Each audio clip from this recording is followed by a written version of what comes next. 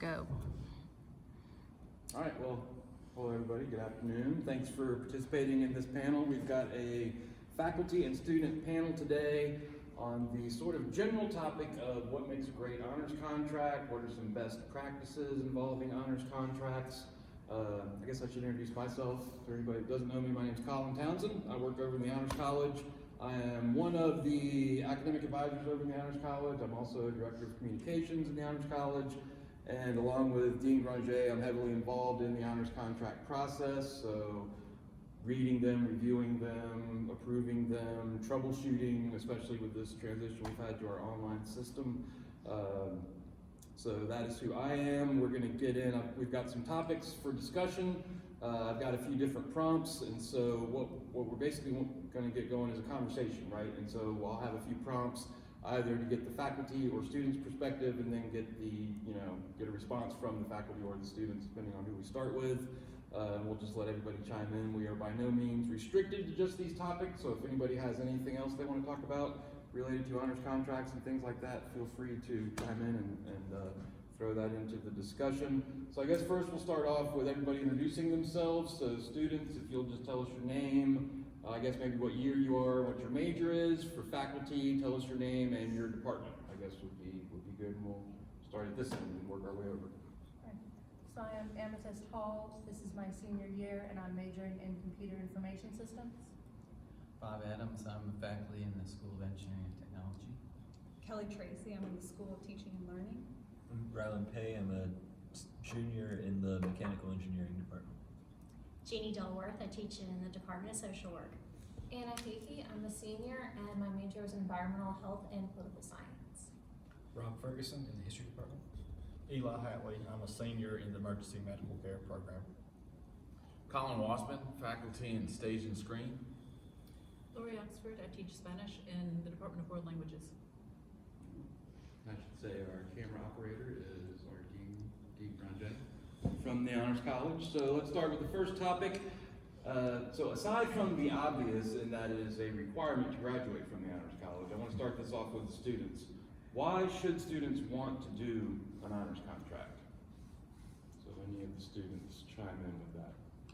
So for me, it's in Dr. Adams' class. It's something I've always wanted to build. I'm working on a hand crank generator that you can use to power your cell phone, and that's something that's always kind of intrigued me, and it's something that I think I could use and possibly, if I get it advanced enough, put a patent on and make some money off of it. So.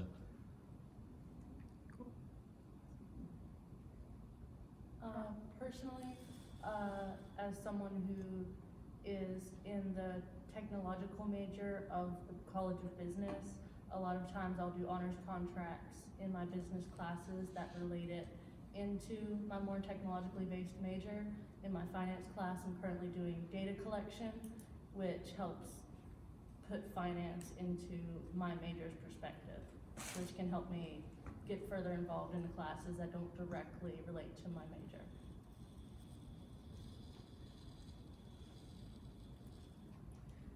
Well, I like the idea of doing honors contracts because I feel like you said, I can integrate both my majors together and really focus on how they interact with each other, or how to interplay two different classes together.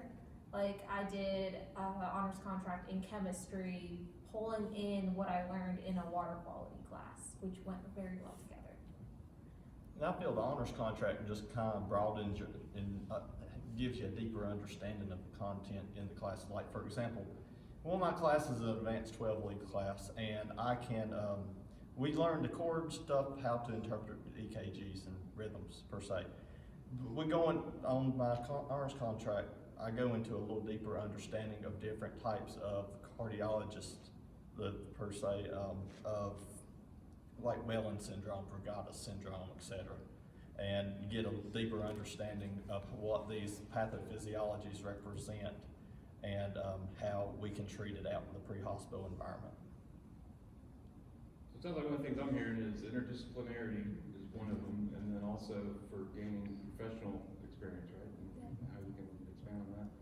Right on. And so for faculty now, from the faculty perspective, why do you guys think that students should want to do honors contracts? do you agree with the students? Do you have other ideas of, maybe something else of why they should be interested in doing it, or what do you guys think? What's interesting is hearing these perspectives and then I feel, so to stage and screen, I teach acting courses. And so the honors contracts will generally be a practical application of really professional training is a lot of what that is, because in the BFA program they're gearing up to enter that industry as professionals. And so it's nice to hear from you guys that it's kind of a practical approach of trying to, it seems more practical than, I guess, academic. And it's academic by nature, but it seems to be really a way for you to further yourself in your training versus simply from an academic and education standpoint, but actually trying to practically, you're mentioning a patent over there, and possibly making some money from it in the future. And I think that for the actors that work on the honors contracts that we've developed in the acting courses, it gives them a chance to work on material that they maybe haven't had access to in other courses and in other plays or films. I also think it's a great opportunity for students to work one-on-one or sometimes maybe with two professors at a time on something that they want to learn more about, they want to delve deeper into. And, I've got a couple of students who we've worked together over a couple of semesters on different pieces of learning contracts. And we've got publications that are ready to go, kind of waiting on me. So it's a chance for them to, learn more, work collaboratively with someone else, and maybe walk away with a publication, presentation, those kinds of things. I think for lower level classes, especially students are doing an honors contract that's not in their concentration or their majors. At a 100 level or 200 level survey course, when you're teaching, especially as enrollment is rising, you're teaching, from our perspective, a lot of students. It's a good way to get some more one-on-one time with the faculty, more one-on-one instruction. From a student's perspective, but for us, it's kind of nice to get to know the students a little bit better when you're teaching 60 plus students in one classroom. Yeah, and related to that, it also helps a student confirm, is this a major I really like? Again, they can really dive into a topic they were sort of had some interest in, and also I heard the discussion of it. Also, the professor gets to see some of their strengths and maybe encourage them to go to grad school or pursue a particular career. And I think just the opportunity too to figure out what it is you want to know more about, what you want to, when students approach me, sometimes they'll say, do you have something you want me to do? And I'll say, no, what I want you to do is figure out what you want to know more about. Let's design a project around that. And so I think the opportunity to be creative and figure out what it is they want to do is really important. Fits with the interdisciplinary, fits with the deeper dive, those sorts of pieces. And I think to underline the importance of the interdisciplinary part, a lot of times in Spanish, students they haven't reached a level of proficiency where they really could focus on something in Spanish yet, but you can see how Spanish language or Spanish-speaking cultures would combine with something else. And so since Spanish is a dual major, so obviously people have to be studying something else, it really does give them a chance to see how Spanish is not only legitimate on its own, but how it can work with languages in general, but how it can work with another field. And related, I'm gonna go off script on the first question here, but so related, I want to pick up on something you were saying too, is, cause I know, for some of the students, we've got lower, upperclassmen, and I'm sure as faculty, you've done contracts in lower level and upper level classes. Do you think the reasons for wanting to do contracts would change based on, a freshman doing one versus a senior doing one in terms of, because one of the things that we look at with honors contracts is with those higher level courses, we expect them to be, pulling in a little bit higher level critical thinking skills and things like that. So let's start with the students. Do you think your reasons for doing contracts have changed as you've kind of gotten higher, deeper into your major?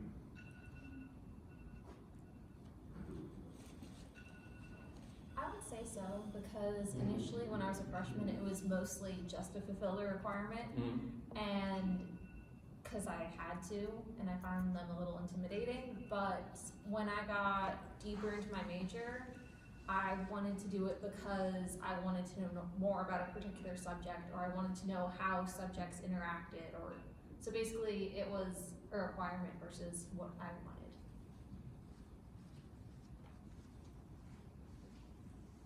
just go off what she said, I was like her when I first started these honor contracts. I was like, oh, we've got to get our 24 just to hit the requirement.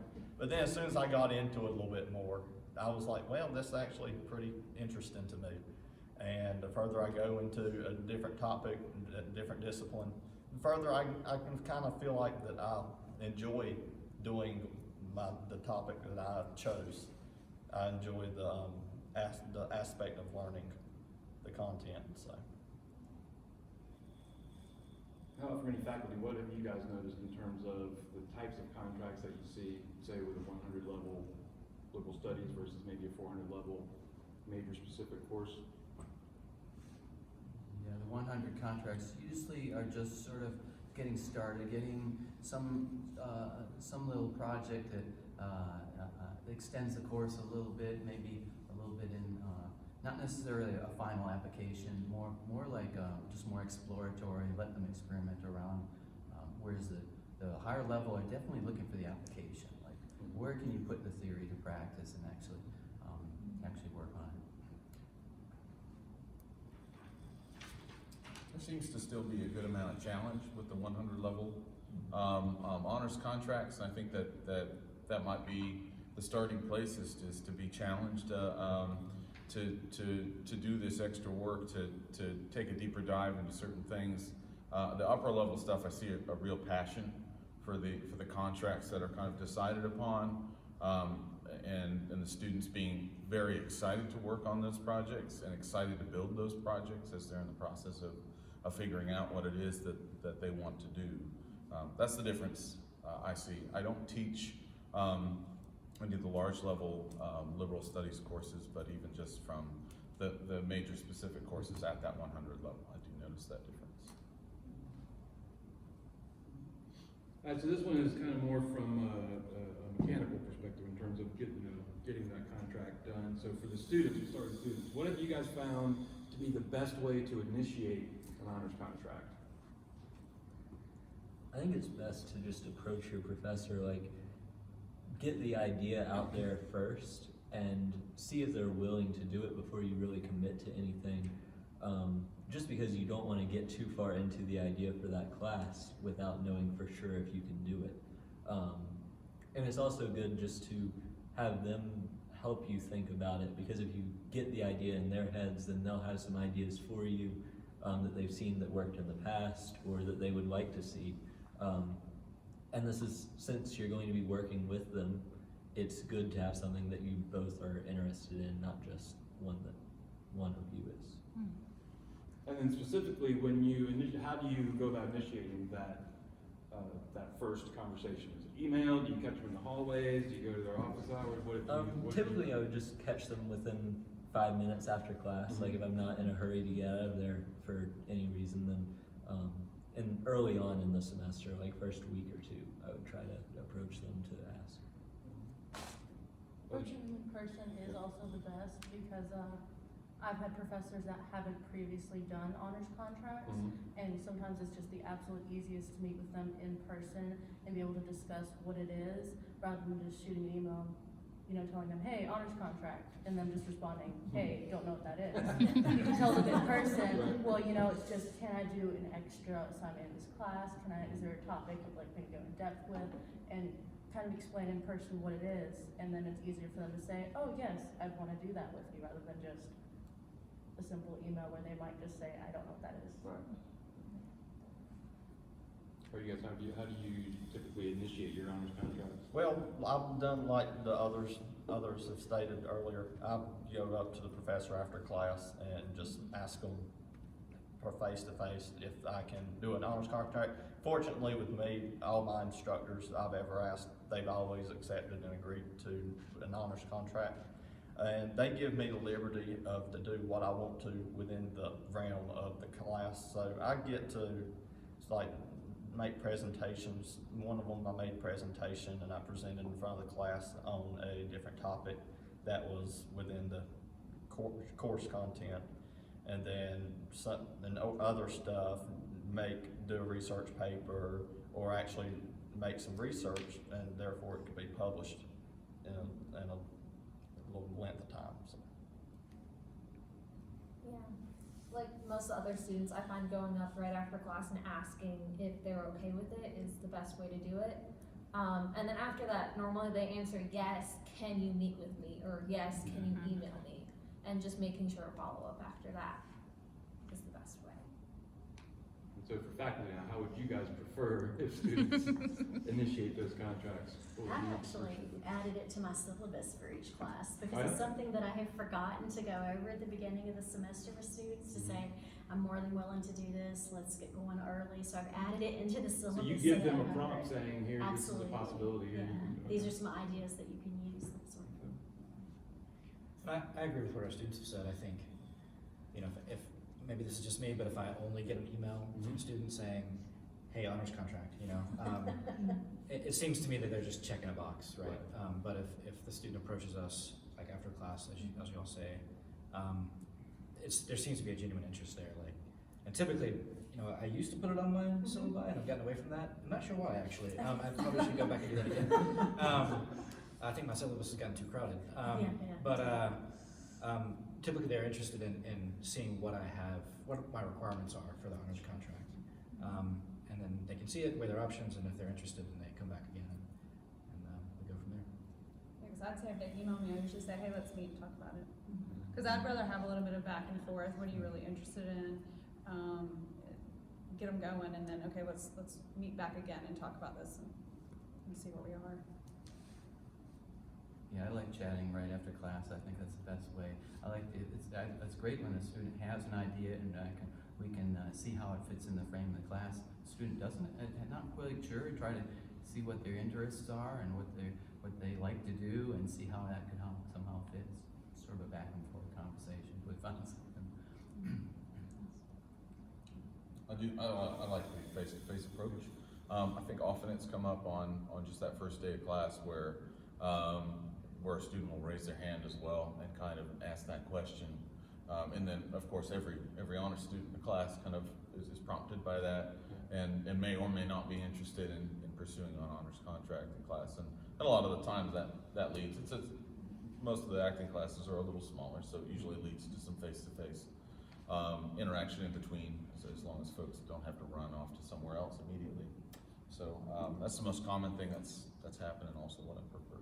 Do you find that after that initial, after the student has initiated that, does it tend to be multiple conversations, or is it something where it's more just like, I grab you and say, can I do a contract, and then the next thing they've got one submitted, or do you generally have more than one conversation about that, students or faculty? I think it depends on how elaborate the idea is in the beginning. If a student just says, I'm really interested in this, I want to do something else, but I don't know what to do, then that usually takes more than one conversation. But if they come in and say, hey, I am an integrated health sciences student, and I want to see how that works with Spanish, and then, when you can tie those things in together, then you can get through it a lot faster. But either way, it's fine. It's just... Right. I personally like to have some updates to see how they're going, to make sure they're progressing. Like you say, if they know what they're going to do, they can go ahead, but sometimes I just check up, see how's it going. Usually I'd like to meet regularly, maybe once every 2 weeks or so, just to see where they are, let them give me an update. Oh, I think maybe I misunderstood. Of course we meet regularly throughout the semester. No, I was talking about but we're going to talk about that later too. Oh, Yeah. Just wanted to be clear.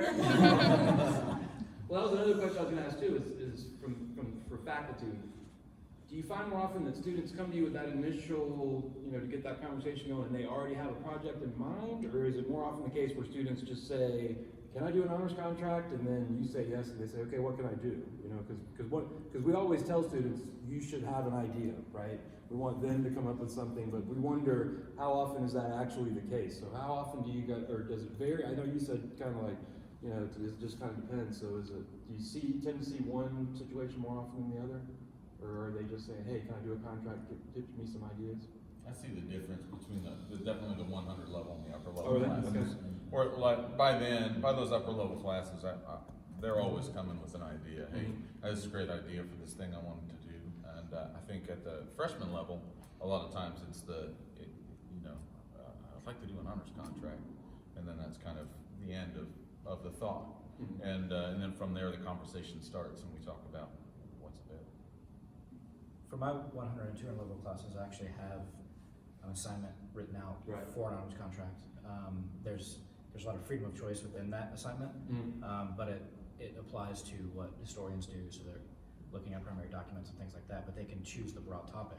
Right. But the parameters are already set in place just for the 100 and 200 level classes, but as they get further into the major, typically, then there's a whole lot more freedom with the honors contracts. And that probably helps with, decision paralysis, where if you give students too much freedom, they can't figure out one thing to do, so if you set up some parameters. Yeah. And what about students? Before you approach an instructor, because we give you guys 4 weeks to turn it in, right? So do you wait and figure out what your project's gonna be and then approach the instructor, or do you just start off with let me cast this net and see who will do a contract, and then after that, I'll go more specific? Well, how do you guys approach it? I'd say I'm kind of in the middle ground. Like it's good to have an idea, at least for what class you'd like to do it for. Like pick a class that you're really interested in. Don't just pick a class that you think will be easy, because this is something you're going to have to put a lot of time and effort into. And it's also good to pick a professor that you semi-like. Because you are going to be working with them. You don't want to be working with someone that you don't think you can get along with too well. For me, because I've been finishing my degree in 2 years, it's definitely been every time I've done multiple contracts in a semester, so I really do kind of put out the net first. I usually do have a vague idea for the class, but it is kind of how many professors this Right. semester are willing to do contracts with Right. me. And I have had a lot of professors that are like, hey, I'm working on this research thing, you wanna help me with this research thing? And I do have a lot of professors who have an idea, and so that's why sometimes I don't come with a detailed idea at first, because a lot of them already have one. And for me, I'm usually just because my instructors, they've been so willingly to accept my honors contracts. I literally just go in, have my idea ready just to tell them, and then they'll converse back and forth with me over the course of a couple of weeks to how I can make it better, and set a date for the deadline of when the honors project it needs to be presented in class and so on like that. I normally choose 1 or 2 professors that I think I might want to do honors contract with, and then for that class I come in with a list of maybe 2 or 3 ideas, or not have a specific project in mind, but know what I want to look into, if that makes sense.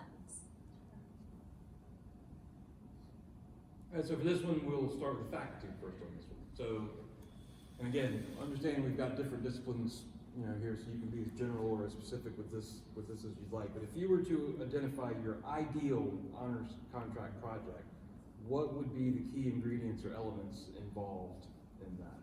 And like I said, you can be specific to your discipline, or if you want to just think in more general terms, that would be fine. Your ideal honors contract, what would that look like? I guess I've had a few that I would consider to be ideal, and I think the first thing that happens is the students are really passionate. Like, they really want to come in and try something new.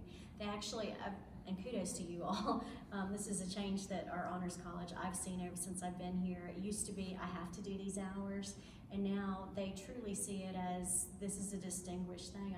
I am doing an honors contract because I'm a part of this wonderful honors college. And so they kind of have that. The second thing is they have a knowledge base that they really want to learn about. And then just kind of the flexibility to kind of go where they want to go, pull out their strengths, any place that needs to be buffed up a little bit to kind of talk about that.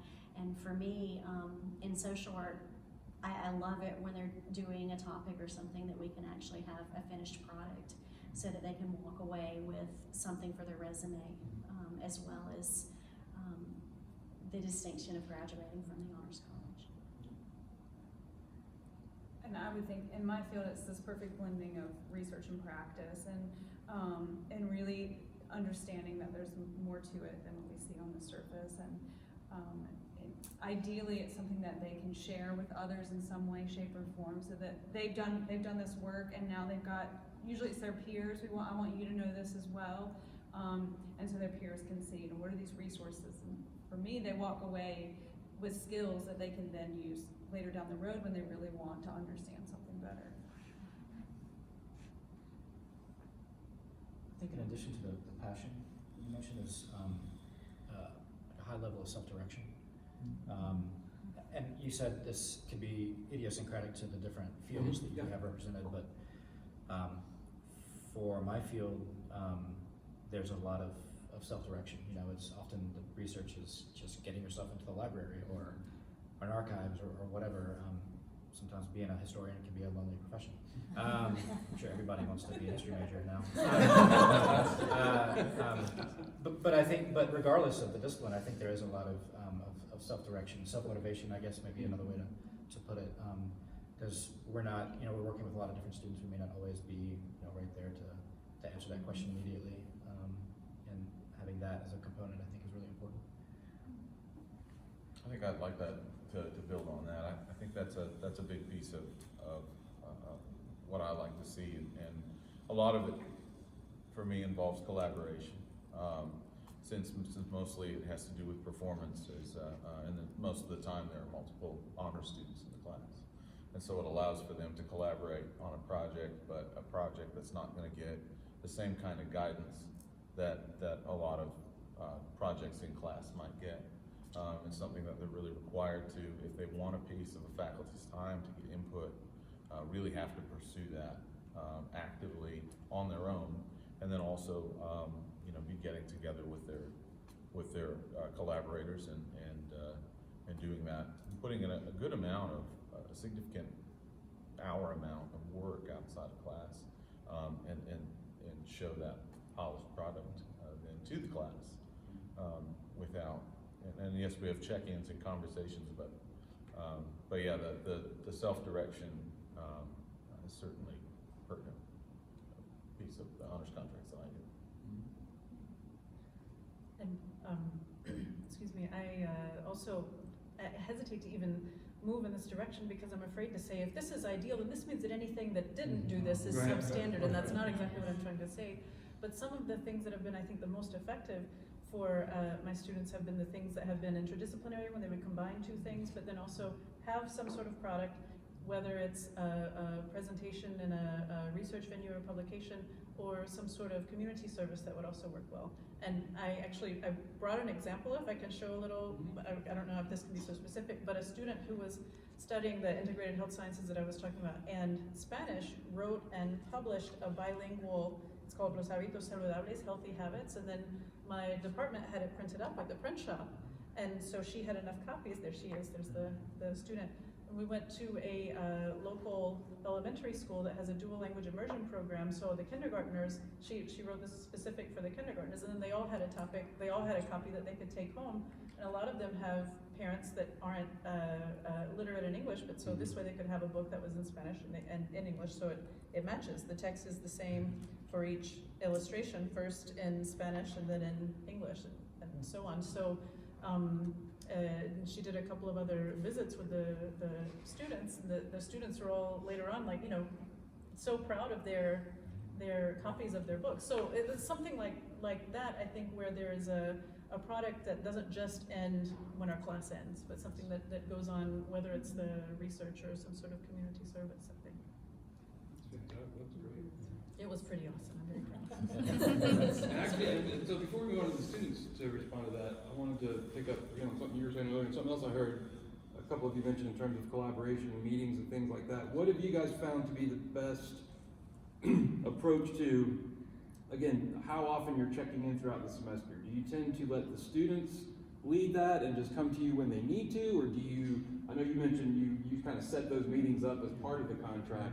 What kind of different approaches do you guys use to handle that? Like I said, in terms of, you know, how much leeway do you give them versus how structured is it with meeting throughout the semester? I think it depends on the project. I mean, if they're doing something they're trying to get into NCUR and it's a research thing and they've got questions and they need help with all these different pieces, then they need a much stronger mentor piece there. But if it's something that's really self-guided, self-directed, usually honors students, most of mine do a lot of that on their own, and they'll just come, you know, they might check in occasionally, but it's less structured.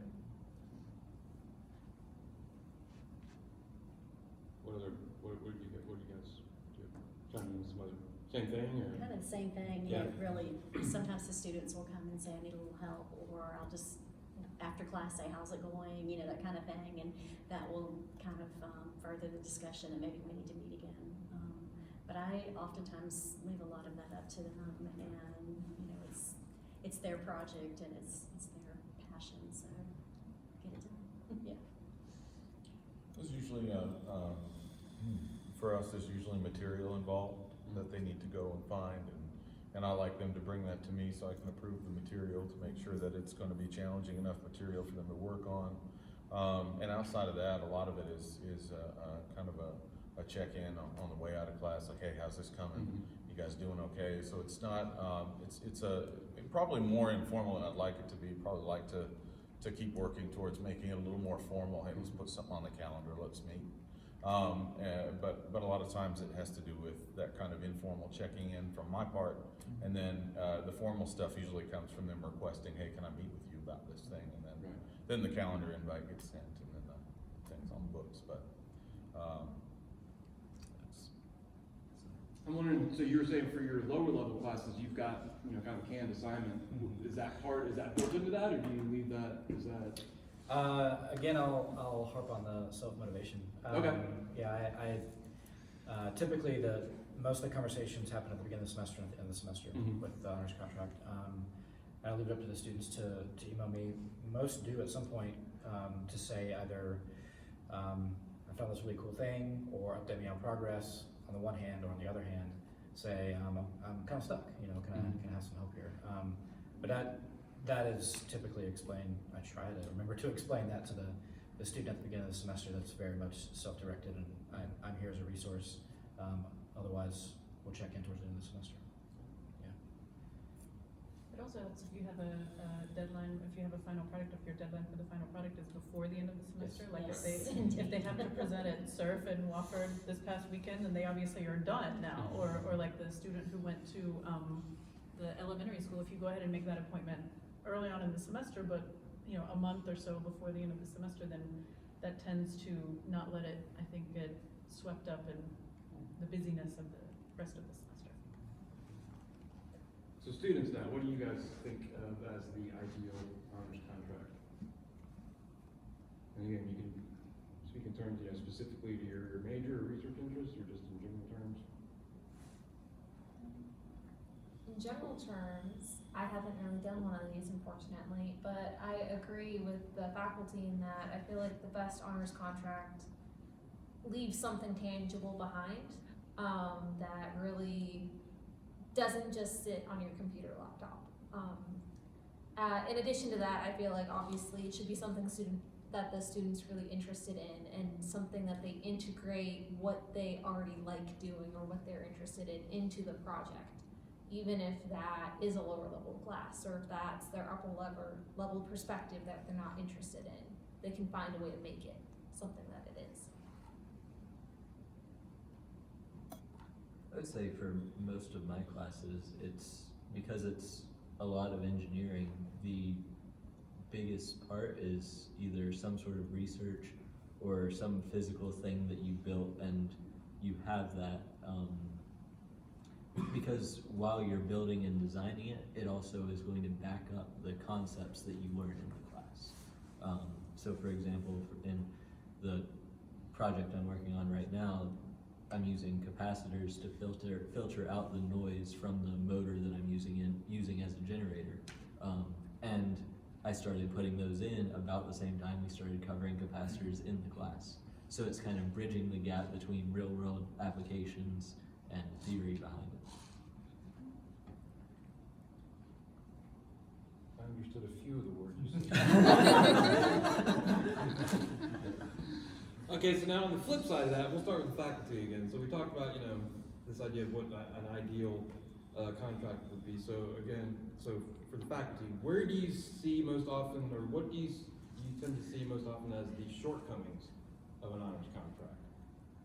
What, in terms of whether it's the content or what tends to trip students up, or, like I said, what do you see as most often being shortcomings? I guess the main thing is that, sometimes I try to, just see how a student is doing. If I don't get response, I mean, there's something going on. Sometimes it's hard getting started on a project and I don't get the feedback. Somehow I'm just not getting the feedback that something's not going right. And maybe something's going on with that student's life. They're often really busy or something. Right now I got three projects. 2 are going great, and one is I keep on saying how's it going, and the progress is just slow, and that's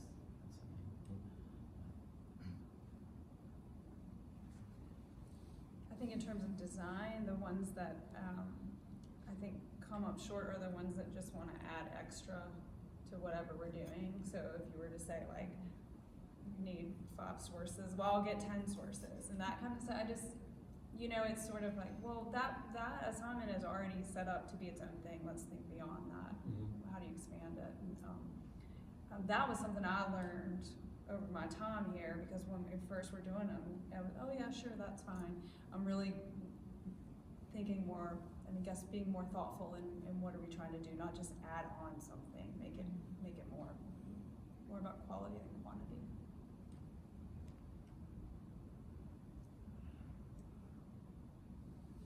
Any faculty thoughts on shortcomings that you tend to see most often? I'm fairly new to it. I haven't seen too many. Most of the ones that have come have been pretty strong. But I could see most of the work that's done, I could see them potentially, but again, the content, that would be a little bit on me as well if that's not strong, simply because we're going over material before they're kind of approved on their project. But I could see limited, failing on that self-direction idea, not putting in as many hours. Some students who are very quick to, say, memorize text or something like that might be able to kind of make it an easy thing for them and not apply themselves as strongly as they could. I think that most of the honor students I see in my classes have that self-starter idea that they want to be better at what they do, and it's very rare that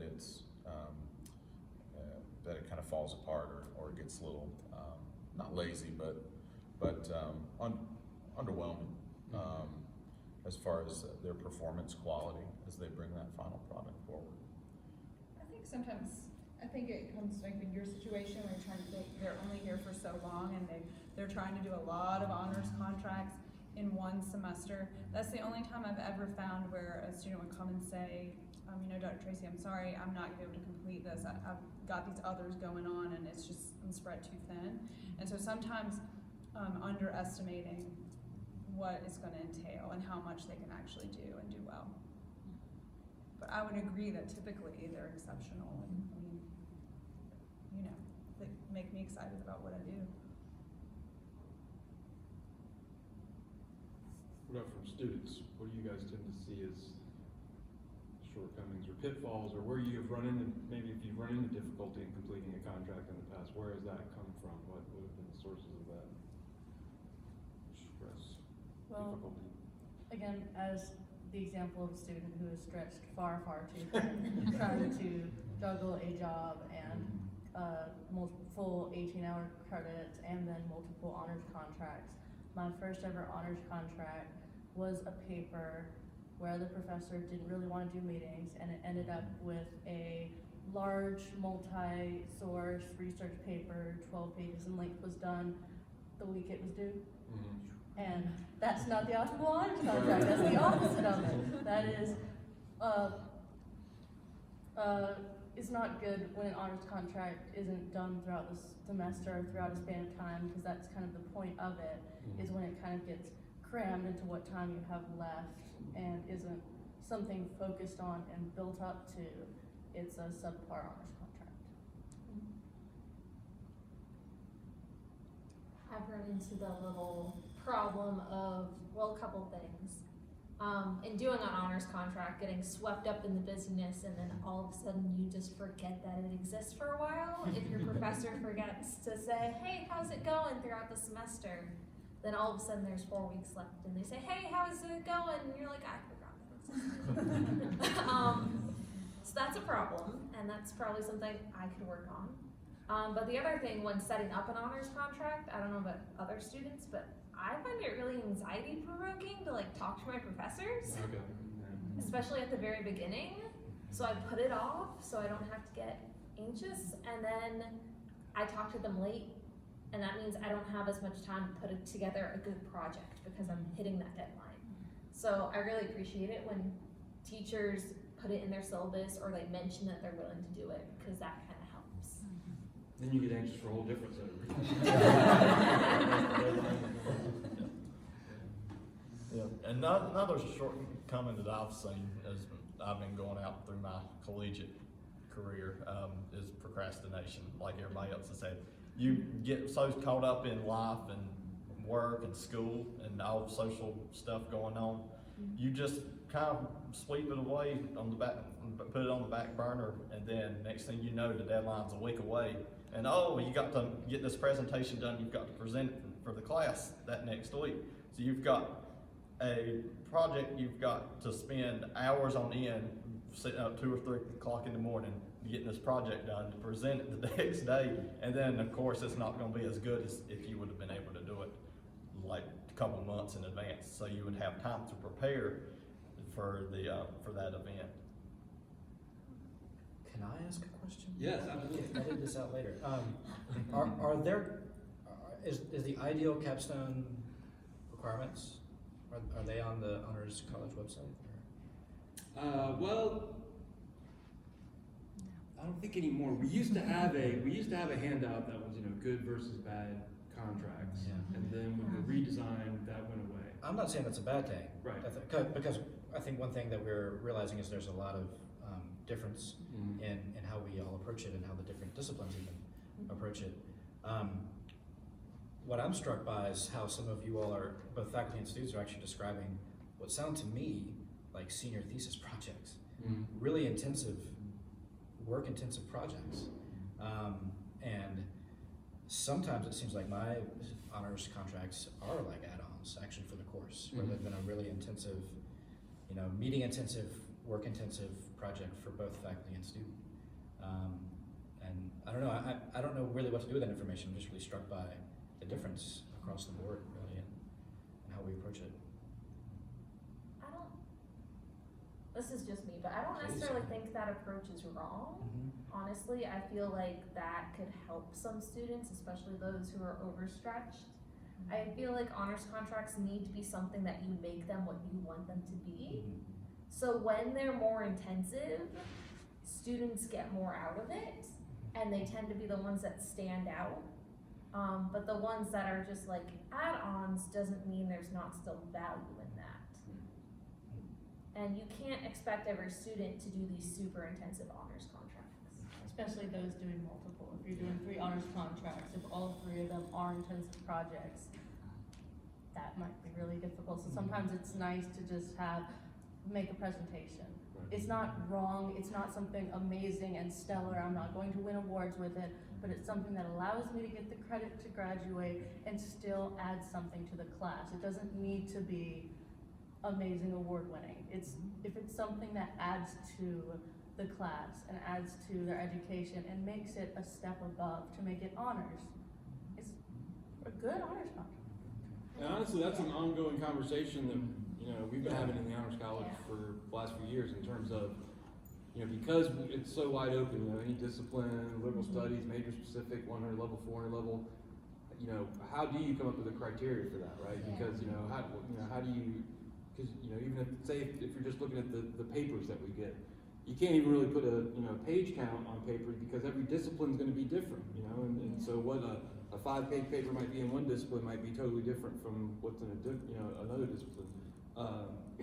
But there are sometimes when we'll be reviewing contracts and we think, oh my God, this kid's wanting to write a 15-page paper and interview 30 people and it's a 100 level course. Isn't that too, isn't that, so you know, what you're thinking are the same things that we, you know, that we Okay. discussed. Yeah. And that, you know, it's all- Yeah, and I appreciate the student input as well. And it's not a, I mean, I hope you don't mishear that, it's not a critique. Like, Right. I'm really impressed by what I've heard. Right. And it makes me wanna kinda up my game a little bit, but yeah, it's good to hear that there's some disparity. so. Yeah. Yeah. I think when it comes to an honors contract, at least for me at the base level, is this adding to the student in any way? Mhm. So, for example, one of my friends, she did an honors contracts in an emergency disaster management class. She noticed there was no section at all in the syllabus or textbook about biologicals. So she did a presentation about the Black Plague, you know, and that added to her knowledge of the topic.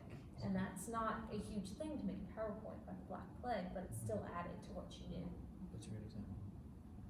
The good thing about that, if it's presented to the class learns about it. Yeah. Right. Yeah, Yeah. exactly. It's like giving a lecture.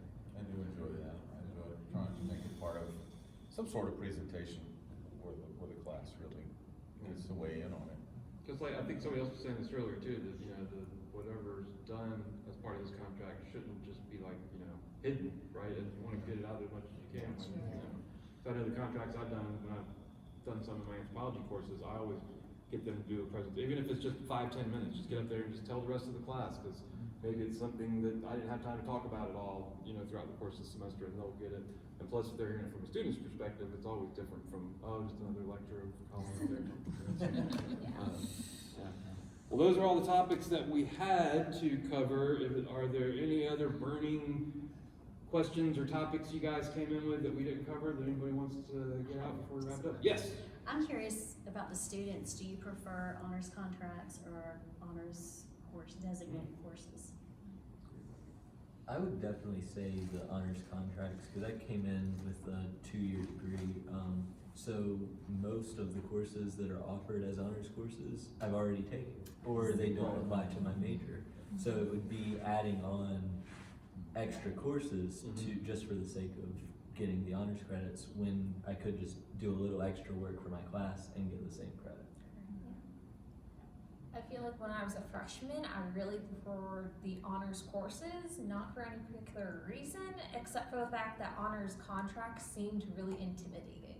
Right. So if they didn't seem intimidating, I probably would have preferred them, but now I definitely do.